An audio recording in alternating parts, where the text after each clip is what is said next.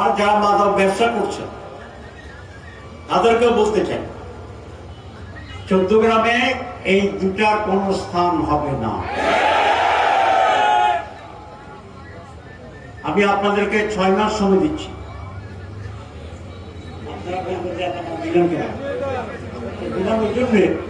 কেন দিচ্ছি এটা একটা কারণটা বলি। দিচ্ছি এই জন্য যে তারা তো 14 গ্রামের মানুষ, তারাও আমাদের আপনজন, আত্মীয় স্বজন।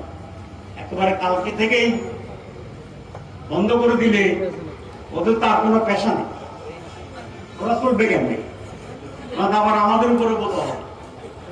এই জন্য 6 মাস সময় দিলাম, অন্য কোনো ব্যবসা থাকবে খুঁজেন, না হলে আমাদের কাছে আসেন, আমরা সহযোগিতা করবো। আমরা সহযোগিতা করবো আপনাদেরকে অন্য ব্যবসা করার জন্য। 6 মাসের পরেও যদি আপনারা এই রাস্তা থাকেন, তাহলে বুঝে গেল আপনারা বুঝে শুনে এই অপকর্মটি করছেন। আমি কালকে কথা বলেছি পরে, এবং বলেছি 14 গ্রামে মৌলিকভাবে এই দুটি সমস্যা। আমাকে আশ্বস্ত করা হয়েছে যে এই ব্যাপারে তারা সহযোগিতা। কিশোর গ্যাংয়ের সংখ্যা বেশি না ভালো মানুষের সংখ্যা বেশি? মাদক ব্যবসায়ীদের সংখ্যা বেশি না ভালো মানুষের সংখ্যা বেশি? আপনারা,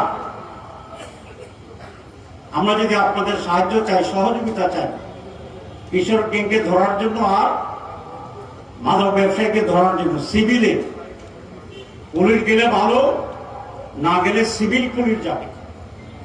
আমরা নিজেরা মার্চ করবো, আমি নিজে মাঠে যাবো। আপনারা থাকবেন না পালিয়ে যাবেন? ভয় পাবেন কে? ভয় কে পাবেন? একজন তো হাত রাখতেছে, এটা তারা কি ভয় পাবেন বুঝায়? কিশোর গ্যাং এবং মাদকদেরকে ধরার জন্য আমার নেতৃত্বে আপনারা লাঠি ছোটা নিয়ে ঘর থেকে বের হবেন কিনা? আমি যখন 2000 আগে এমপি ছিলাম, তখন বর্ডারের অনেক রাস্তা আধা কিলোমিটার আমি জমি বানিয়েছিলাম। কারণ গাড়ি দিয়ে নিয়ে আসে, গাড়ি দিয়ে আনলে বেশি হয়। আধা কিলো যদি রাস্তা কাটা হয়, তাহলে অন্তত কাঁধে করে আনতে হবে, বানিয়ে দিতে হবে। আর কাঁধে বোঝা লইয়া এগুলোর ফিটেতে সুবিধা, দৌড়াইতে তো পারবে না। উজিরপুরে এরকম একটা রাত্রে অভিযান করেছিলাম, সেখানে মাদক দ্রব্য সব রেখে ওরা পারে। এরকম যদি হয় তাও খারাপ না, কারণ তাদের তখন পুঁজি শেষ হয়ে যায়। ঠিক আছে? তাহলে দুটি কথা, এক হচ্ছে সন্ত্রাস। তাহলে কেউ বলবে যে আপনি যে লাঠি সোটা রয়েছেন, দাঁড়িয়ে বলছেন এটা কি জিনিস? না, এটা সন্ত্রাস দমনের ব্যবস্থা।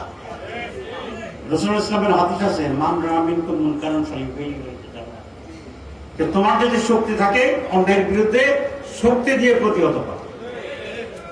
যদি ওই পরিমাণ শক্তি না থাকে যে লাঠি সোটা দিয়ে প্রতিরোধ করার জন্য, তাহলে তুমি তার বিরুদ্ধে মিছিল, স্লোগান, পোস্টারিং করো, মুখে প্রতিবাদ। আর বছর যদি সেই শক্তিও তোমার না থাকে, তাহলে মনে মনে ঘৃণা করো। এটা হচ্ছে দুর্বল ইমানের ব্যবস্থা। তাহলে লাঠি সোটা দিয়ে প্রতিহত করার কথা আল্লাহ রাসূল বলছেন কি?